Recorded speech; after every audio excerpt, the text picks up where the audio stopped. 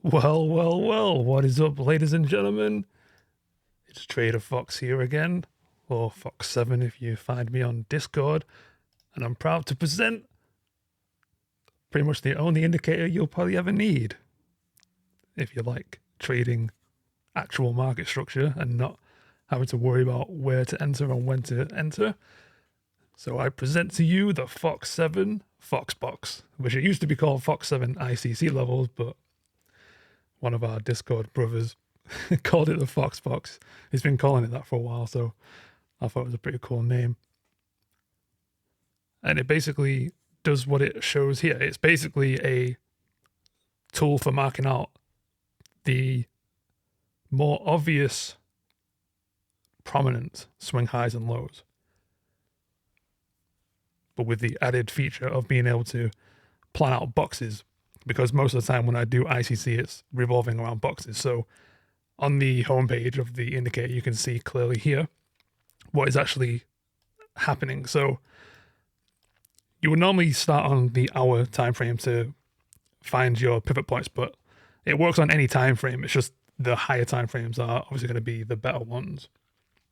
So for example, on the 30 minutes, it plotted out the low and then the high. So then if you're going to take trades in either direction combined with the overall higher time frame trend, which is bullish in this scenario, it's bullish until proven otherwise. It marks the high and it marks the low. So this entire area is like your range where you don't take any trades in between here. You can if you have other models, but then you're doing more quick scalps rather than holding for the better positions. So all you'll be doing is waiting for one of these to break as per standard ICC. So we get the indication in this section. Then all you're doing is waiting for the correction and pullback. So you're just waiting for new lows to be made. But since this is the key swing, this is the main one we don't want to see broken if we're looking for buys on the day. So it can make the lows, it can break this internal because everything inside this range is internal. So once it makes its correction, it will come up to the zone, and then providing you're in New York time. Now I can't remember if this chart is set to my time because I'm in the UK, but this looks like a New York session. And clearly all you need to do is just enter with your stop loss under the low. It can be this one, or this one just depends on your risk to reward. Usually I do 50 points. And then you're just targeting like previous resistance, which will be, you'll look for the swing highs on the left of the chart to mark up potential areas for it to pull back. So like if this was a resistance area, you would take profit as long as it gives you at least a 1-to-1, because I'm always risking like 50 points most of the time. So you can see here, once it hit resistance, it did start to stall off a little bit, but since the overall trend and it's in with the volume in the session, and if you're on personal accounts, you can obviously hold this for longer. So then it will mark out a new high and a new low. So obviously if you're looking for new ways to get in, obviously this is only marking out the prominent ones. So then you would use the guide so that you know now what to look for. So here's a swing point, and then here's another swing point where price stopped, went lower, made a new support, and then continued going. So then you could have marked out with a rectangle box this zone once it came up, came down. And this is why I like doing boxes, because I usually cover most of the wick. So on this one, if you entered again, this was New York, the Tuesday, 27th. As soon as it tapped into that entry, you could take another one. But if you're holding on like a personal account, then this is how you get the stronger trends. So in total, this went about 539 points in 2 days. Found resistance, started selling off. Now what you'll be tracking is key lows being broken. So here's the high, here's the low. We get an indication, as I was making the indicator last night, annoyingly, we gapped down, made our new support, came up, but obviously didn't break higher time frame structure. and we clearly didn't break the key swing. So for the day, you're looking at sells, and this all happened during Asia, and it gave 300 points as I was actually making the indicator myself. So I actually missed out on the trade. But that's the general idea of how the indicator works. I used to do it manually, and I still do it manually, but this is for those that are trying to learn ICC, basically. Because, like, say, if this is like your first day coming into it, you'll see these two levels. And so if you're looking for buys, have the patience, because since these are key swings, you want to wait for one to break. And then in this case, obviously the low got broken, then it will pull back, as market structure always does. Once it makes a low, it'll try and make a new high. So the key thing to remember with ICC is that you don't want it to make new key highs above a key level, a key swing point. So coming into the session, this was Thursday during Asia, and then 2:30. Yeah, New York time was these candles here. Wasn't making highs. So what you're looking for is sells. Once it comes to this level, you can take a gamble and trade before that, obviously, but the strongest area to take the trade from is clearly here, because this was the key swing that broke. It came up, made its new high, and then carried on to make its new low. Trading this way means that you can take one good setup. Like every couple of days, you don't need to like force a trade every 2 minutes to take trades. You can use these zones and retest them. But I find just with ICC, like the strongest pushes are normally like the first or second, sometimes the third time. And yeah, all of the alerts are coming into play now because of what we've done on TradingView. Damn, that just did a random spike. So for those who have like seen me do ICC before, like you'll know which zones I'm using because they're normally on gray boxes. And so I'll use the hourly time frame for that. So when you scale down to the other time frames, as we'll show soon, like there was some 5-minute swing points or whatever. But since I already know what I'm looking for this to break, which is what gave that entry on the Monday. And then it was just a case of, you can try to take the trade again. This was in Asia. No, it wasn't Asia. It was around this time now, so around 4 o'clock in the afternoon. It made its low, which was the support here. So the same thing applies. Like if you're looking for buys, you don't want supports to be broken. You're expecting it to take your trade from this level, zone to zone. So if you've got at least 100 points between zones, which is the only time I'll enter is if it's over 50 points, then you know if everything aligns context-wise that all these lows are being held up. Even this one, even after an aggressive sell-off, it's still held up. Now, it didn't get all the way to target, which is annoying, but 177 points on the day in literally like 2 hours is more than enough. And then your 50-point stop loss would be there. And if you need to, like, obviously the safest place is to put them under swing lows, but then you'll be holding out for this. And again, because this is like out of session, the volume's kind of dying, and Asia and London sessions normally dictate which direction we were going. So coming in today, I was only looking for buys above this level. Ideally, once we start breaking back above these, because it's key structure. Right now, we're just like in this consolidation zone where it's like, to me, until we break this, we could just continue trailing down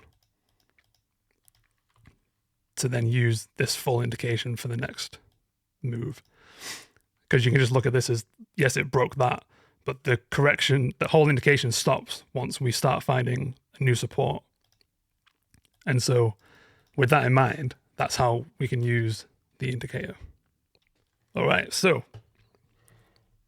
just to give a quick rundown of ICC, I know this is getting repetitive for those who are in the Discord, but repetitiveness is everything because the market repeats itself more times than not. So when you're following any sort of trend, what is the key thing you're looking for? If you're in an uptrend, you want to see consistent higher lows and consistent higher highs being broken. Now, with ICC, sometimes it comes to the zone and then ticks off. As long as your lower time frame, like the 5 minute or 15, is doing the same thing as what the owl is doing, then it means it's aligned. It's all the time frames are correlated. So you're looking for the same confluences to take a buy. But what happens more often than not is that price will pull back to make those higher lows in the first place when you're looking at an uptrend. So the fact that they hold on a lower time frame and on the hourly, which makes it a bit more obvious because it will smooth out the candles, that by the time it comes into your session, you can safely put your stop losses under the swing lows and then ride the trend, because then every time a new level breaks, we're waiting for the same thing to happen. And obviously, if you're out of session, it can stagnate. But overall, price always wants to reclaim a high after making lows in an uptrend. And then after correcting, which is grabbing all of the liquidity from everyone that's trying to buy at the wrong time. And then vice versa, everyone's seeing it sell off and they're all getting into sells because they're like, oh, we see it selling now. But the higher time frame tells you that we're actually going to be buying. And then the same is true for in a downtrend. So a lot of people struggle with just knowing in general, like where to put their boxes on which swing highs and lows. So that's the whole reason for the indicator, because it will give you the most prominent ones. So by default, So by default, it will look like this. You can change the colors and you can change the thickness of the boxes. Since I primarily trade futures and mainly NQ, and how I do ICC, which is the same way as how Sai does it, instead of plotting the highs of the wicks, I use the candle body closes. So when you get the indicator and throw it on for the first time, the only main change that you need to make is just to choose this as close. I'm going to redo the indicator at some point to have it as the default option. And then because I don't like marking swing highs and lows with lines, because time and time again, like, it's a lot harder to read if we're above a line. Does that necessarily mean we're going to sell? How boxes have helped me in general is, like, I like to mark out the candle body, since that is the key thing to say this candle closed above this one, clearly, because there's the candle body close. So it just makes it more easier to enter, because a lot of times when price is on the lower time frame, you'll see, this kind of thing, and then it will start coming under. People will start freaking out. But on the lower time frame, you're just basically looking for this. And then what normally happens if you're patient, because I always tend to try and wait for some sort of pullback under the level first. What happens is that most of the time, by the time you do take your entry, which is going to be as close to the edge of the box as possible, is when you get the least amount of drawdown. And like I say, so there was in this case, it would be, oh, my chart's upside down. My chart's still upside down. So imagine this was buys and this was green, the indication to the upside. And again, you're just tracking, well, here's the key swing. So when you're in session and it's and you've waited for like some sort of pullback on the small time frame, like the 1 minute or 30 seconds, more often than not, you'll get by with your 50-point stop loss, which a lot of the times is too much, because once you're in volume, what's it going to do? It's already done its correction phase outside of New York session, so that when New York session comes, it will just skyrocket. And obviously you'll have other zones to use as like potential take profit. So like if we, again, just imagine this is the high, because our chart is currently flipped. Once we come back to this level, after we've pulled back, where's the most obvious place to start taking partials? It's going to be at a zone where sellers are in control because they've pushed price down from that key level and again from this key level. So when you're taking buys, it's good to take partials at levels and then let rest run with like extra contracts, or if you're scaling with micros or whatever.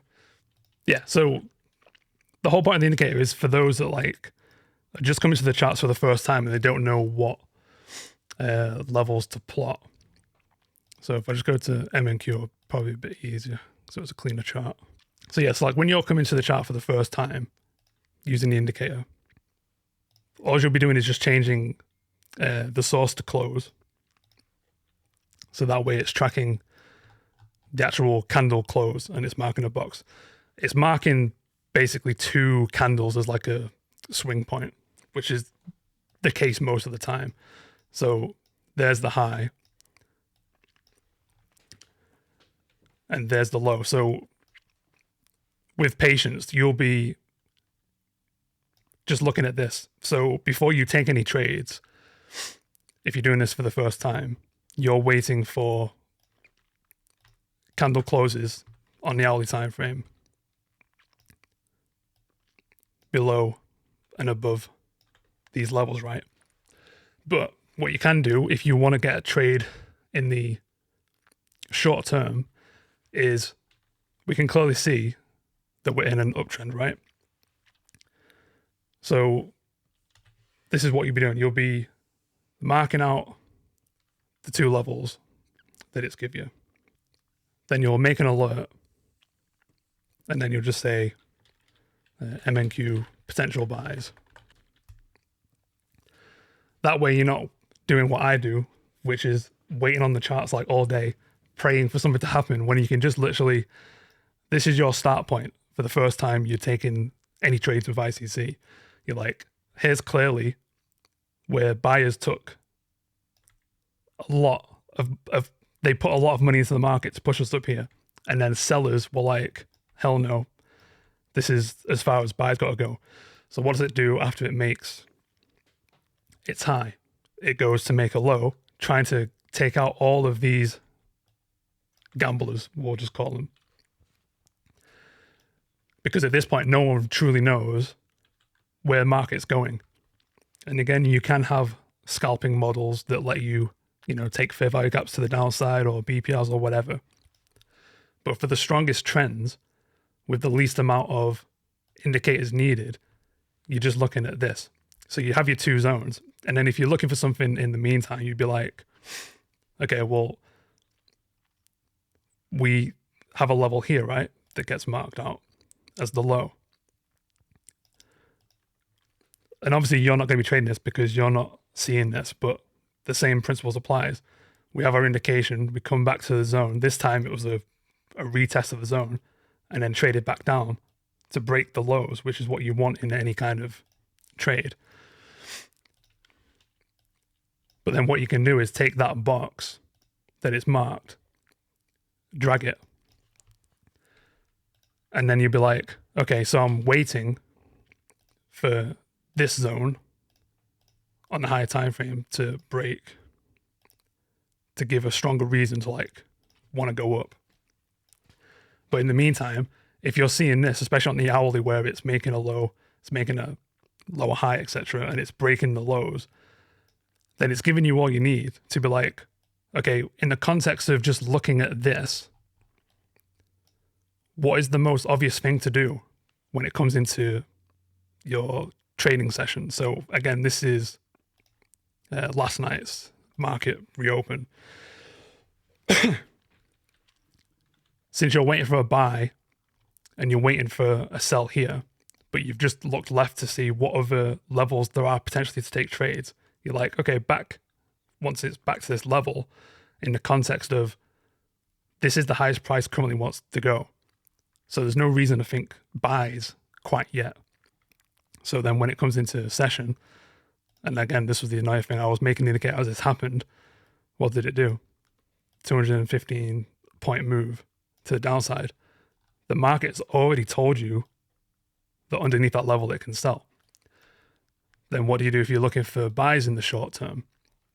Well, then you can just look at which levels it's give you. Now, since there's two overlapping ones, you're better off just going with the highest one.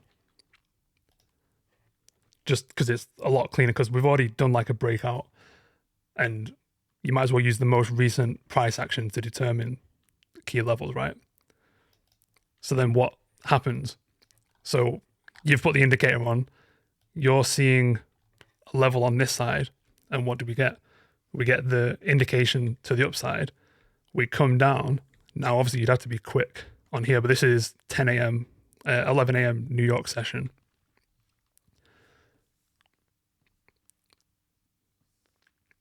But you know that once price has done its thing, it's found its high. So this is where the indication is over, and you can now mark out your new box. But again, this has already been marked out for you. You're just doing the same thing, waiting for it to come under a level and then enter as soon as price is back on. Because again, using the context of, never mind what happened like 2 weeks ago, what happened now to suggest that once we get past this level, we should sell. There's nothing, because we have our higher time frame being bullish, riding up. Sellers are trying to take control, but we know they're not really in control of anything inside of a range. It's when you find the resistance and support is where you want to be looking to take your profits to. Because once price makes a high, it's going to seek to make new lows. It failed to make any new lows coming into New York session, so there's your entry. And then 50 points is just there. But again, if you're waiting for New York session to enter on a New York-based product, that wick that we just saw is here. And hopefully this will show how good it is to use a box, because your entry is coming from the edge of this box. By the time price starts shooting up, the actual drawdown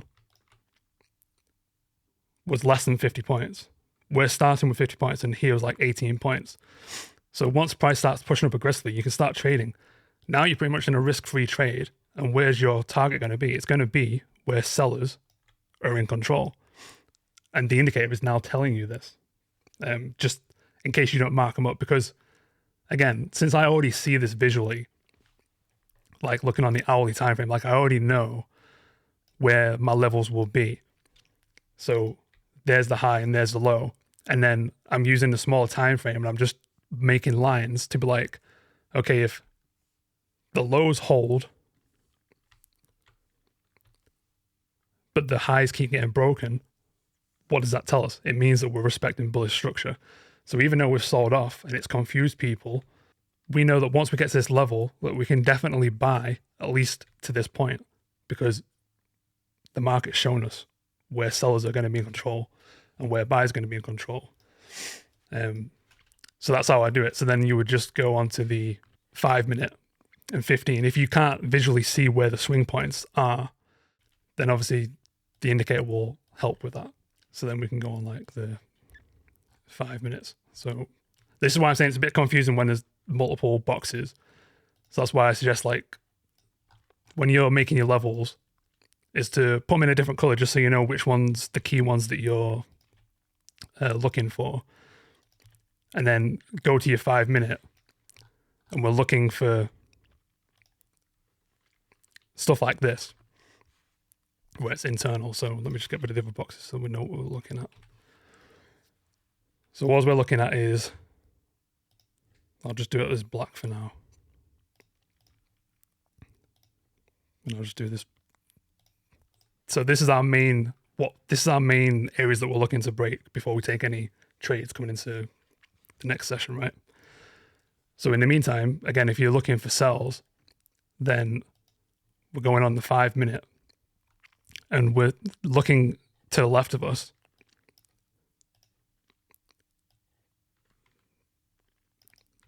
For these. So the same thing happens. If we're in an overall downtrend like we are here, and then you're coming into around this area of time and you're like, okay, I want to take a sell. Where's the best place to take it from? Well, now we've got our swing point here. And this just shows how powerful these zones are, because even when we gap up or gap down, it's because of these levels.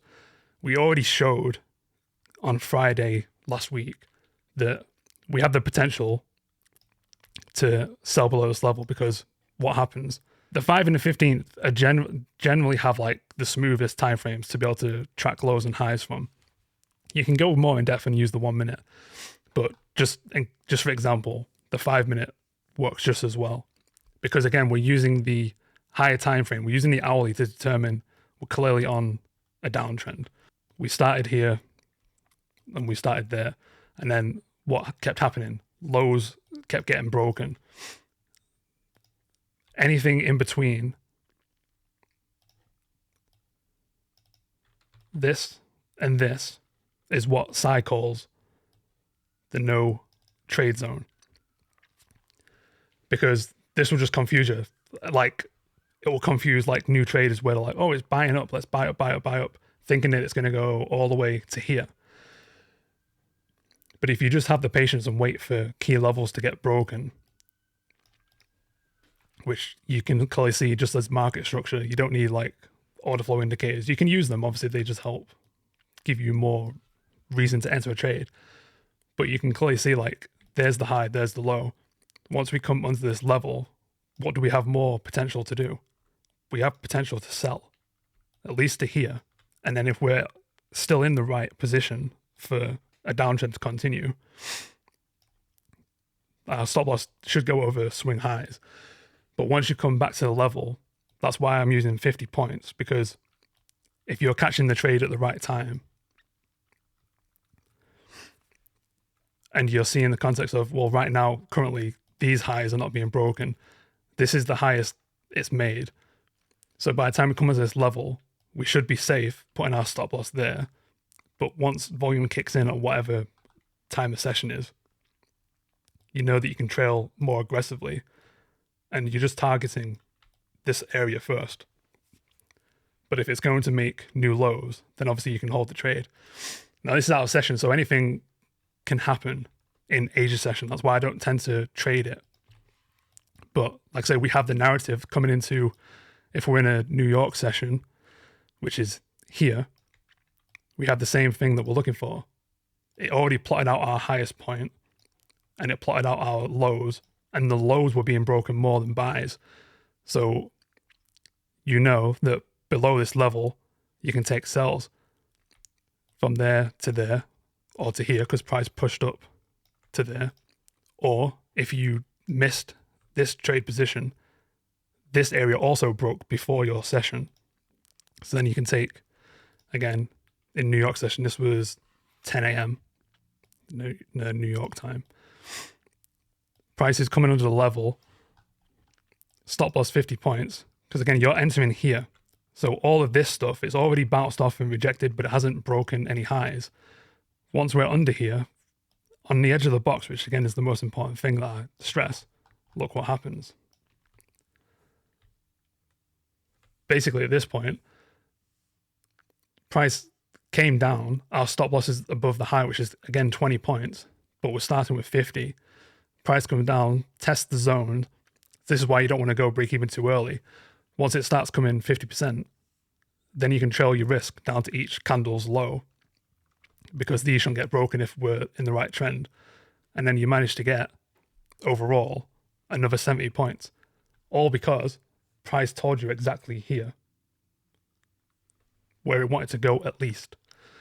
And like I say, you can day trade or scalp ACC. You don't have to like hold it for like massive runs, especially on a Friday, where it's like, I'd rather wait. But then Sunday market opens and what happens? We're still in this downtrend and we don't gap up. Then price comes back to the zone.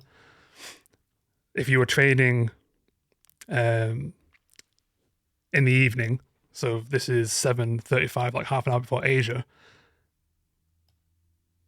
this time, because the direction is already made, once you come into a zone where we know sellers are strongest, it's told us that sellers are strong up until this point. Now you can target that same level. And as I see this makes me want to cry, because this was yesterday, like I said, we're literally risking 12 points to make 227. And all price did was the same thing that price has shown us that it's capable of doing once it's under a key level. And then if you were ballsy or didn't like making $9,000, you could have held it even more on Top Step and made $16K on 2 contracts. And you were risking $480 for that trade.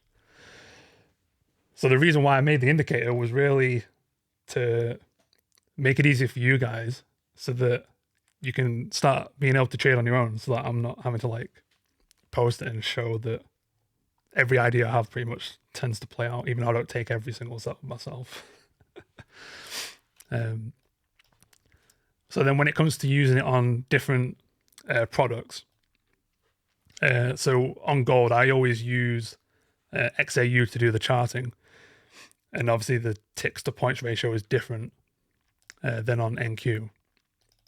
But what I'm going to work on next for the indicator is going to have some presets to show because of the box height. So normally, especially lately on gold, like a 10-point stop loss has been pretty much more needed than 5, which is what I used to run. So my boxes tend to be around 10 points basically. So that most of the time will like cover the wicks, because like I say, the wicks is like the most important thing, because when price comes back to these levels, like we can see here, and like this gray box was my hourly zone, and it's also plotted out an hourly level on the same zone, but I'm using it from this point of time because obviously my levels are already going to be on the chart from a couple of days ago, waiting for those to get hit. So like we broke up above this area, found resistance, and then sold off. So all I'm doing is just waiting and waiting and waiting and waiting for what? The most high probability trade. Yes, selling here would make you money. Selling here would make you money. But if we know long term that gold is bullish, then I want to get in with buys, because the only reason for sells in the first place is so that other institutions get discounted price. So what happens? We get another swing high and another swing low. We make the indication, we pull back under the zone, but we're not breaking any of this internal structure. Because again, this is where you don't want to trade, ideally, because you don't know when or how much price is going to go in what direction. But we know with 90% sincerity and accuracy that once we come back to this level, in the context of lows being maintained, the higher lows on the high time frame, once it comes back to that zone, we are entering on the edge of the box or as close as possible. Stop loss under a swing low. So in this case, like 20 points has actually been needed for gold. But like I say, I'll run 10. So even 10's here. But by the time it comes into it, obviously this was right at the end of market close on Friday. But what happened? The same thing. We, instead of gapping down like we done at NQ, we gapped up. And why? Because we're following the high time frame trend. Right now, we're bullish above this level. So even gap ups respect the levels. We're entering on this candle. The only amount of drawdown you would have taken is about 3 points. And then obviously you're holding this on a swing trade. And where's your target going to be? It's going to be this next high, which gives you just under 50 points if you're just holding to like the edge of the box. But again, if we're in an uptrend, what do we want to see happen? We want to constantly see highs being broken. So you're holding it safe, or safe as you can be, because obviously trading is risky and you never know when you're going to get stopped out. But all you need to worry about is, am I entering at a point where it's shown me time and time again that that side of the market is the strongest, which is going to be buys in this case. And then if you did hold this on personal, same thing happened. We started consolidating after we made a new high. Price tries to sell off to reclaim any liquidity from all the people that were buying here. And we've took the liquidity of people trying to sell because they saw, if you're trading like support and resistance, that price came up to resistance, we sold off. They're expecting the same thing to happen. But what happened? Sellers lost all control because they already took a massive piece of the market. So there's no reason to like constantly think one side or the other until price shows you it. And what is price showing you? Same thing. Highs are being broken and the lows are being respected. We're coming to the next day, or the next week rather. So we're in this trade from the 9th of January. We've gapped up. We're safe here, so we can go break even at any point. If you didn't take profit on one contract, or if you're trading 2 contracts or whatever, and you didn't take 50 points profit, then obviously it's on you if you do not take any money and let it come all the way back. But once you've taken a pass-through, you can go break even. Then what did it do? Found its high, made its low. Didn't break any of these lows, which are the key ones. It didn't even like close back below the zone to kind of like say, maybe we're going to reverse at this point. This tells you everything. So that you're comfortable like holding. And then what happens again? There's the high that it plots out. We broke out of it. And then we came down. Now, we didn't come down all the way to the zone. But like I say, you can enter with the fact of we're not breaking lows. So if it's close to the zone, you can obviously buy. Or you can just wait for the next thing. We've come up. We've made a high. We've made a low. Now you're taking your trade there. Same thing. Gapped up again. The market just repeats itself. So if you were lucky taking the trade from that position, which is annoying because it's exactly why I started trading a live account, was to be able to hold it. Like, this is why Sai makes a lot of money. And even if he is like exaggerating some money, it's not unfathomable to think that you can't make this because the market told you exactly what it wants to do. And there's the highest point that price went. So if that's the highest price went, and then we start breaking structure, then what's it telling you? Probably time to look for sells. If you did hold this in literally 2 weeks, this was a $110,000 trade. So yeah, I know I've like rambled a little bit. By default, the indicator is a 25-point box. Now you can change this to whatever. So if you're trading on Forex, for example, I think 100 points is actually, 100 ticks is actually good enough as well. 30, because 100 would look like that. So obviously these boxes are a bit too big. I just like using boxes instead of just straight lines, because as I've shown you so many times, once it comes to the edge of that box, it's more likely that you get in the better entry because price is already messed around coming up and inside the zone, so that when it is ready to sell, you know more times than not it's just going to straight go down. So like same thing happened just here. Oh sorry, yeah, it broke this, but we've not yet come to this level yet. But yeah, that's generally it. Hopefully that makes sense. So like what I plan to do next is to make some presets, just so it's a bit easier. And I'm going to try and find a way to see if it can only mark out the time frames that you want. So like I say, most of the time I use 4 hour and 1 hour for the high time frame, and then 15 and 5. So that way, when you go down to like the 1 minute, potentially it won't show any zones. But again, this tool is really just to show you what you need to look for, so that you don't need to rely on the indicator. It's just the indicator is doing a good job at telling you where to go.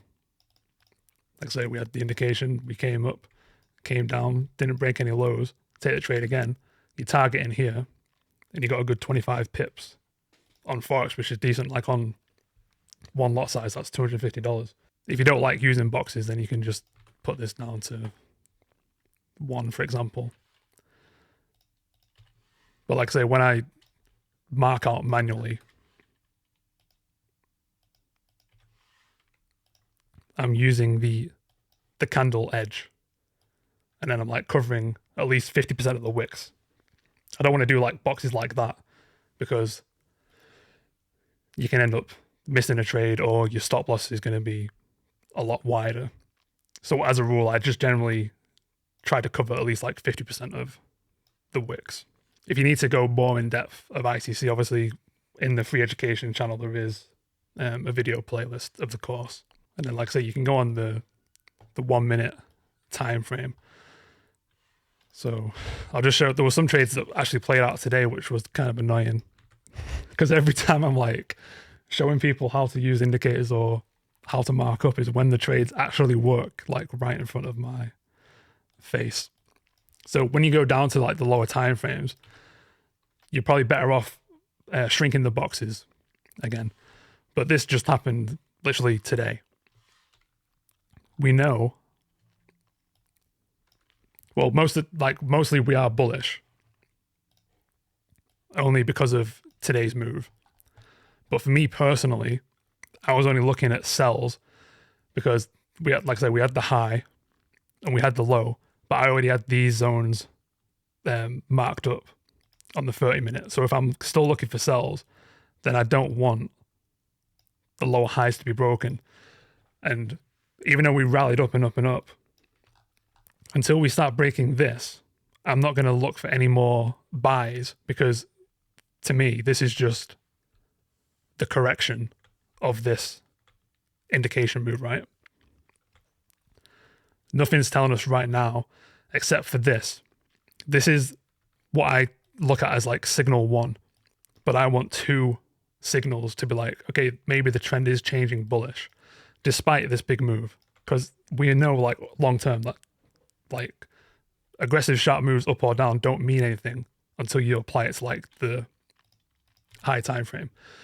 So for me to be like, I want to take buys, I want to see this break, and then obviously these levels that it's creating, because it's now creating structure in front of us, we want it to maintain those levels for when it comes to the next New York session. Now price can go all the way down here, and as long as we don't get like new closes below and it starts trading back up towards New York, then it's like, okay, I can take the buys.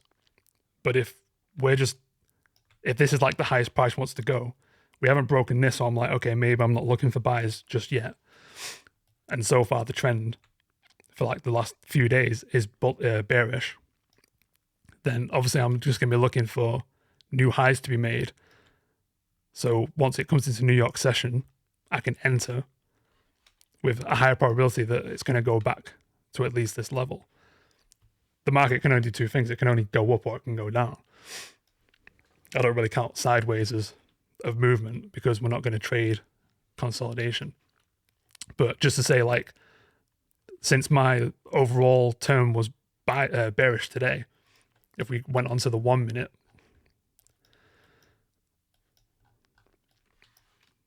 like what do we get? We get our highs. Our high did get broken because right now this was the high of this. This was the low of this move, sorry. So there's the high and there's the low. The high broke, and this was, what's today? 7 p.m. Which in your American time is 2 p.m. Wait, what the fuck? Am I tripping? Am I in the future? Oh, I'm on the 1 minute time frame. I thought this was the hourly for some reason. But yeah, same thing. We found a high, or we broke a high, and then this is the highest price wanting to go. Then it's come down.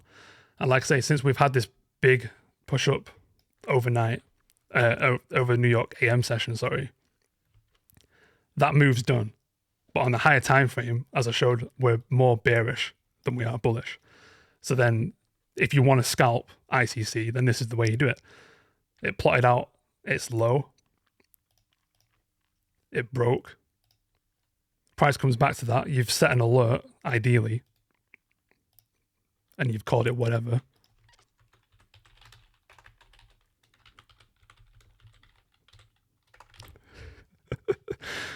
And then you enter as soon as you hear that alert. Stop loss above the swing or going 50 and 50. But since we're scalping, you can go smaller and just put it above the swing point. Because like I say, price is already showing its hand by under this level. So all we need to do is just wait for it to pull back. The key level to break or to come back to invalidate a sell here is obviously market structure coming back to here. We have a high, we have a high.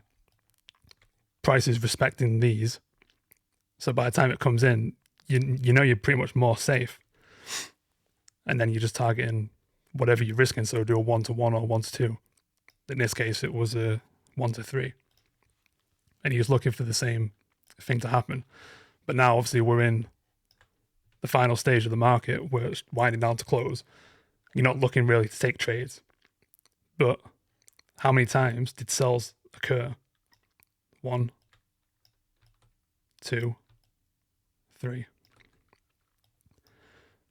So within the power hour, because I don't trade after 4 o'clock anyway. So literally this is dead on 3 p.m. And you had 3 chances to sell under what level? That. So hopefully the indicator will help you narrow down what to look for. Video over, I guess. So the indicator will be linked in the description. Discord will be linked. And then don't be surprised if down the line we end up charging for Discord access at this point. I'm joking. But I'll probably go off into the sunshine and just focus on myself. But hopefully this tool will help everybody learn and be confident in their own trades.